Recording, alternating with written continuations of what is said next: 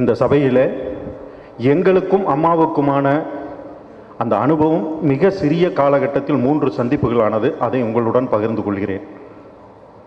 தேர்தல் காலகட்டத்தில், தென்னிந்திய நடிகர் சங்கத்தினுடைய தேர்தல் காலகட்டத்தில் நாங்கள் தேர்தலில் நிற்க வேண்டும் என்ற சூழ்நிலை வரும்போது மிகப்பெரிய அரசியல் சார்ந்த நிர்வாகிகள் அங்கு பொறுப்பில் இருந்தார்கள். அப்பொழுது எங்களுக்கெல்லாம் மிகப்பெரிய இடையூறுகள் கூட இருந்தது. அரசு ரீதியாக, காவல்துறை ரீதியாக. ஆனால் இது எல்லாம் மற்றவர்கள் சொன்னது தானே தவிர இயல்பில் எங்களுக்கு எந்த பிரச்சனையும் இல்லை. தேர்தல் நேரத்திலே இவர்களால் ஒன்றுமே செய்ய முடியாது என்று ஒரு சூழ்நிலை இருக்கும்போது காவல்துறைக்கும் மிக முக்கியமான நேர்மையாக இந்த தேர்தலை நீங்கள் நடத்தி தர வேண்டும் என்று உத்தரவிட்டவர் அம்மா அவர்கள். அன்றைய சூழ்நிலையில் மிகப்பெரிய கலவரத்தில் முடிய வேண்டும் என்று பெரிய அளவில் எதிர்பார்த்து கொண்டிருந்த அந்த தேர்தல் மிக நேர்மையாக முடிந்தது. எங்களுக்கு, எங்களுடைய நிர்வாகத்துக்கு மிகப்பெரிய பாராட்டுகளை அவர்கள் தெரிவித்தார்கள். அவர்களை நேரில் சந்திக்க வேண்டும் என்று நாங்கள் கடிதம் கொடுத்திருந்தோம். மிக குறுகிய நாட்களில் எங்களுடைய நிர்வாகிகளுக்கு சந்திப்பு அழைப்பு வந்தது. நாங்கள் தலைமைச் செயலகத்துக்கு போனோம். மிக இனிய முகத்துடன் எங்களை வரவேற்று புகைப்படம் எடுத்துக்கொள்ளலாம் வாருங்கள் என்றார்கள். நாங்கள் எல்லாம் தள்ளி தள்ளி நின்னோம். வாங்க, கிட்ட வாங்க, எல்லாம் நெருக்கமாக நில்லுங்க அப்படின்னு ரொம்ப எங்களை ஒரு இணக்கமான சூழ்நிலையில் அவங்க வரவேற்று புகைப்படம் எடுத்துக்கொண்டு, உங்கள் தேர்தல் எல்லாத்தையும் நான் பார்த்தேன், ரொம்ப நல்லா இருந்தது, சிறப்பாக நீங்கள் செயல்படுறீங்க, நல்லா பண்ணுங்க சொல்லிட்டு நடிகர் சங்கத்துடன் அவர்களுக்கு இருந்த அனுபவங்களை எங்களோடு பகிர்ந்துக்கிட்டாங்க. பழைய நினைவுகளை எல்லாம் பகிர்ந்துக்கிட்டாங்க. அதோடு சொன்னாங்க, நிறைய வாக்குறுதிகள் கொடுத்து வந்திருக்கீங்க, நீங்கள் செய்வீங்க, செய்யணும், உங்களுக்கு அரசு சார்பாக நான் என்ன உதவிகள் செய்ய முடியுமோ அதை மனப்பூர்வமாக நான் செய்கிறேன்னு அன்னைக்கு ஒரு வாக்குறுதி தந்தாங்க. எங்களுக்கு ரொம்ப சந்தோஷமாக இருந்தது.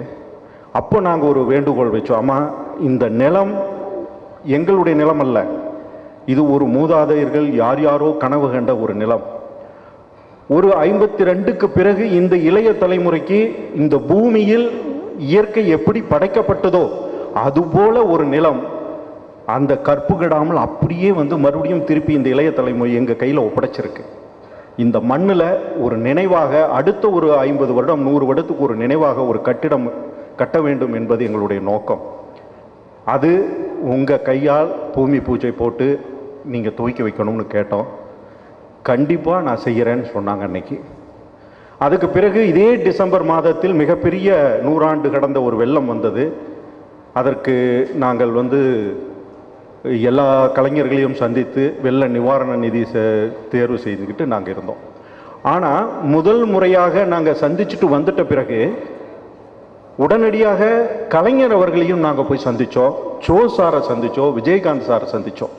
அப்போ எல்லாரும் பயப்படுத்தினாங்க, என்னங்க நீங்கள், என்ன பசங்க நீங்கள் அங்கே போய் அம்மாவை சந்திச்சுட்டு வந்த உடனே எப்படி போய் நீங்கள் கலைஞரை சந்திக்கலான்னு கேட்டாங்க. பல பேர் மிரட்டவும் கூட செஞ்சாங்க. நாங்கள் சொன்னோம், கலைஞர் அவர்கள் தமிழ் சினிமாவினுடைய மூத்த கலைஞர். அவர் ஒரு மிகப்பெரிய சினிமாவுக்கு அவர் செஞ்ச தொண்டு மிகப்பெரிய தொண்டு. ஒரு கலைஞராக அவரை சந்திப்பதில் உங்களுக்கு பிரச்சனை இருக்கலாம், ஆனால் அம்மாவுக்கு பிரச்சனை இருக்காது அப்படின்ட்டு நாங்கள் நேர்மையாக சந்தித்து நாங்கள் முடித்தோம். அதற்கு பிறகு இந்த 100 ஆண்டு கடந்த வெள்ளம் வந்த பிறகு நாங்கள் நிவாரண நிதியை கொண்டு போகிறதுக்கு அம்மாக்கிட்ட ஒரு தேதி கேட்டிருந்தோம். பல பேர் சொன்னாங்க, அந்த தேதி அவங்களுக்கு கொடுக்கவே மாட்டாங்க அப்படின்னு சொன்னாங்க. ஆனால் எங்களுக்கு தேதி கொடுத்து மீண்டும் எங்களை சந்தித்தாங்க. அதே வரவேற்பு, அதே சிரித்த முகத்தோடு அவங்க எங்கள்கிட்ட புகைப்படம் எடுத்துகிட்டு சொல்லுங்கன்னு உட்கார வச்சாங்க. அப்போ நாங்கள் இந்த நிவாரண நிதியை கொடுத்துட்டு சொன்னோம். விஷால் அப்போது பேசும்போது சொன்னாப்புல, அம்மா 26ஆம் தேதி நல்ல நாள், வாஸ்து இப்படி இருக்குது, நீங்கள் பூமி பூச்சை போட்டுறணுமா அப்படின்னு குளம்தனமாக கேட்டான். உடனே அவங்க சிரிச்சிட்டாங்க. தம்பி, 26 என்னன்னு தெரியுமா? குடியரசு தினம், எனக்கு அரசு செயல்பாடுகள்லாம் இருக்குது, நீங்கள் எங்கிட்ட தேதி கேட்டுட்டு வைக்காமல் நீங்கள் வச்சுட்டு எங்கிட்ட கேட்குறீங்க அப்படின்னு சிரிச்சுக்கிட்டே கேட்டாங்க. வேற யாராக இருந்தாலும் இப்படி கேட்கவே மாட்டாங்க. என்னடா இந்த பசங்க உட்காந்துக்கிட்டு தேதி கேட்குறாங்க, எவ்வளோ கோபம் வரும். ஒரு தாய்மை உள்ளத்தோட, எங்களை ஆத்மார்த்தமாக அன்பாக ஒரு தாய்மை உள்ளத்தோடு அவங்க அதை சிரித்து ரசித்து பேசிட்டு, ராமலிங்கம் சார் அவங்களுடைய செக்ரட்டரி, ராமலிங்கம் சார் இந்த தம்பிக தேதி கேட்குறாங்க, குறித்து வச்சுக்குங்க அப்படின்னு சொல்லிட்டு கண்டிப்பாக நான் வர்றேன்னு சொல்லி அனுப்பிச்சாங்க. அதிலிருந்து ஒரு வார காலம், ஒரு 10 நாட்கள் காலகட்டத்தில் நாங்கள் எல்லாம் இந்த நடிகர் சங்க கட்டிடம் சார்ந்த லீகல் விஷயங்களுக்கு நாங்கள் முயற்சி பண்ணிக்கிட்டே இருந்தோம். அது கொஞ்சம் கொஞ்சம் தள்ளிக்கிட்டே இருந்தது. ஆனால் ராமலிங்கம் சார் வந்துட்டார் லைனில், மேடம் தேதி கொடுத்துட்டாங்க, நீங்கள் கண்டிப்பாக பூமி பூஜைக்கு அந்த தேதி வச்சுக்குங்கன்ட்டாங்க. ஒரு வாரம் கூட இல்லை, எங்களுக்கு என்ன செய்யறதுன்னே தெரியல. ஏன்னா இது ஒரு மிகப்பெரிய விழாவாக கொண்டாடணும், எல்லா கலைஞர்களையும் அழைக்கணும். இது நாங்கள் எங்கள் சம்மந்தப்பட்ட பிரச்சனை இல்லை, அந்த மண் ஒரு மிகப்பெரிய விழாவோடு அந்த விழா நடக்கணும் அப்படின்னு நினச்சோம். அப்போ நாங்கள் சொன்னோம், ஐயா ரொம்ப சந்தோஷம், ஆனால் இதை ஏதோ எளிமையாக நடத்துறது எங்கள் நோக்கம் இல்லை. அம்மா காலடிப்பட்டு இந்த மண்ணில் அந்த நிகழ்வு நடக்கணும். அதனால் கண்டிப்பாக அம்மா தேர்தல் முடிச்சு வருவாங்க, அல்லது காலம் எப்படி தீர்மானித்தாலும் சரி, இப்போ நாங்கள் இதை இப்படி நாங்கள் அவசரமாக பண்ணுறோம், எங்களுக்கு இல்லைன்னு நாங்கள் திருப்பி சொன்னோம்.